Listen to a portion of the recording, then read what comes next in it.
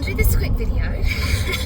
And yes, I'm aware that I have a steering wheel in front of my face, but I realised that there might not be another moment today, and this is safe, this is hands-free, I'm concentrating, and this message is really important. So one of my big things in this last, since October 2023, where I decided to choose love, has been this journey back to realizing that I'm not too much. You're not too much. And this is really important. When we choose love, we are choosing unconditional love for self, which is all parts of you, especially the parts that were literally told they were too much. You know, your voice is too loud, you say inappropriate things, you sing out of tune, you dance weird, your energy's too, where do you get your energy from? Sit down, shut up, be seen, not heard, like all this shit that we get through life. And it's not just as children, you know, you get into the workforce and you are told the same shit there as well. You know, just like when you're at school, colour in between the lines, be innovative but not too much, right? Stay in between the lines of what we feel is safe and secure. And the thing is that safety and security doesn't exist. We talked about this on yesterday's video, sacred creation over survival. Safety and security is you. You are the safety and security because you are the creative power. You are creating everything, right? When we regain the balance within, right? Masculine and feminine energy coming into this beautiful sacred dance, this beautiful divine union, inner union, which we know as unity consciousness, right? I think maybe I've said this in my videos, maybe video 1, if you're watching this series, 30 days committing to being too loud, too wild, too inappropriate, and sharing some of the stuff that I've been going through and am going through, woohoo, as I go through a whole creative rebirth. This divine union between masculine and feminine is this love of all. It's almost not oneness. It is oneness, but it's everything, right? Which includes all parts of you. No more judgment, because if we're in judgment, then we're actually judging all, right? It's like coming back to this place of literally collapsing polarity. There is no good, there is no bad, there is no right, there is no wrong. There's only you. There's only you at this beautiful, authentic, soul level. And you were born with a voice. And you have this right to use it. Now, something that was beautiful actually when I was in Vanuatu last October, which is interesting. It was a whole year since I chose love over duty. And I was in Vanuatu. I had this amazing experience with the island. It has a very divine masculine feel. It has this beautiful holding energy, and yet it is actually quite, I guess, demonstrative of this sacred dance between the two energies, because it is really the women there that express.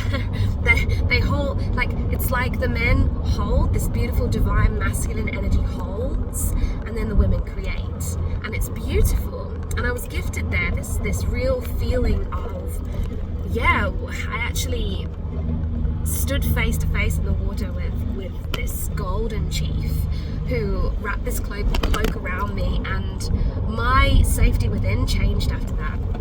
I also had this experience of talking to a white wolf in meditation, in shamanic journey, and then the next day I went out to this incredible cave, and there was a wolf etched into the walls. Now there's two stories here.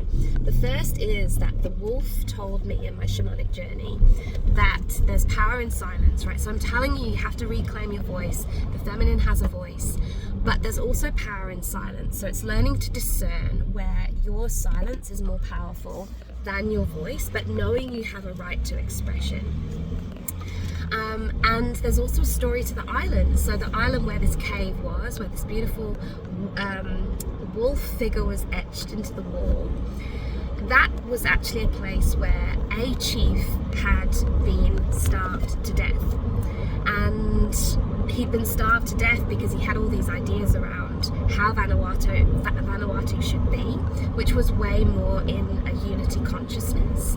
And the people didn't like it. So they starved him to death, and then they buried him with not only just him, but his 12 wives were buried around him.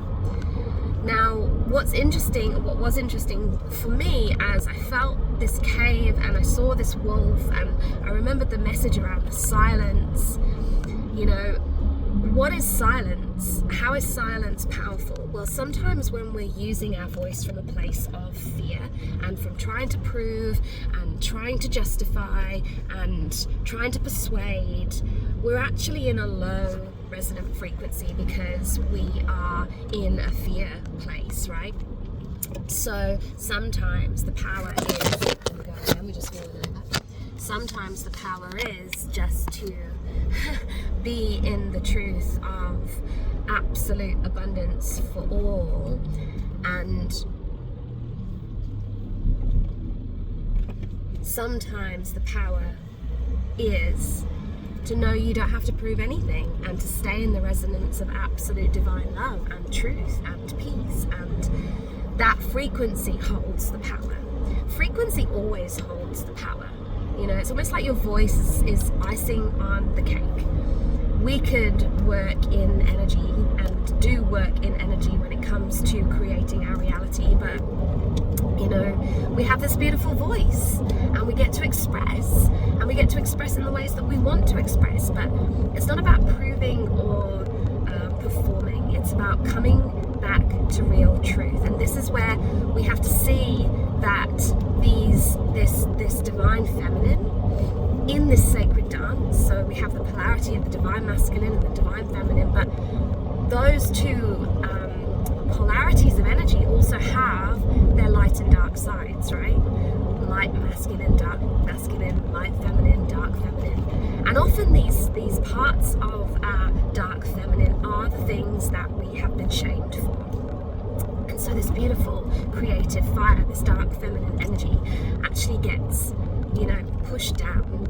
And that's what we're here to rewrite, I think. It's about really remembering that without light and dark, there is not whole. And in terms of your masculine energy and your feminine energy, you know, both of you can't be in the darkness either. So we need the light and the shadow for the yin, the yang, the one, the all, right? So it really is coming back to reclaiming all of you, which starts with remembering you and then healing all these stories that we have, right, that make us prove and force, that make us push and manipulate and persuade and be outside of trust. And then just really coming to this place, I guess, where I am now, which I shared in video number 1. It is between worlds, you know, it's the new isn't necessarily manifested into form, but I'm not in the old anymore. The old identity has died, it's gone, which is a playful place, right? And I guess that playful place is the true energy of both divine masculine and feminine energy within us. It's pure, it's just playful, it's innocent.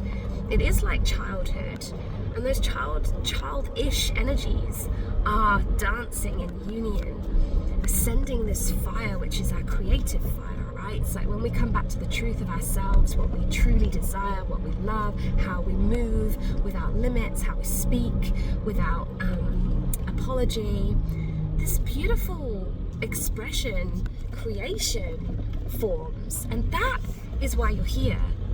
You're not here to do anything, chase purpose. You're just here to be all of you. So, I don't know. Maybe that's my challenge to you today.